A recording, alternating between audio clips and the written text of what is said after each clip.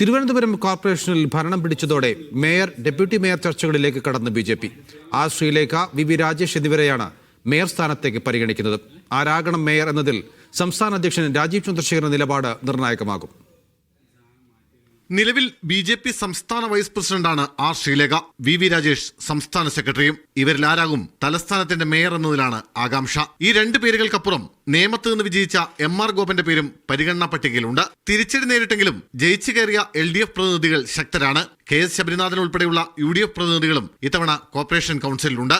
ഇവരെ നേരിടുക ബി.ജെ.പിക്ക് അത്ര എളുപ്പമാകില്ല. അതുകൂടി പരിഗണിച്ച് ബി.ജെ.പി. മുൻ ജില്ലാ അധ്യക്ഷൻ കൂടിയായ വി രാജേഷിന് നറുക്കുവിടാനാണ് സാധ്യത. അപ്പോൾ കൃത്യമായിട്ടുള്ള ഒരു ഭരണസമിതിയെ തന്നെയായിരിക്കും ചർച്ച ചെയ്ത് തിരഞ്ഞെടുക്കുന്നത്.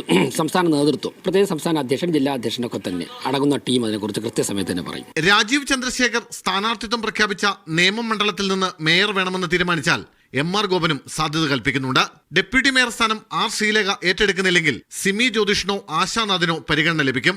എന്നാൽ അന്തിമ തീരുമാനം സംസ്ഥാന അധ്യക്ഷൻ രാജീവ് ചന്ദ്രശേഖരന്റേതാണ്. കേവല ഭൂരിപക്ഷത്തിലേക്ക് എത്താൻ കഴിയാത്ത സാഹചര്യത്തിൽ സ്വതന്ത്രനെ ഒപ്പം കൂട്ടാനുള്ള നീക്കങ്ങളും ബി.ജെ.പി. നേതൃത്വം ആരംഭിച്ചിട്ടുണ്ട്. മീഡിയ 1 തിരുവനന്തപുരം.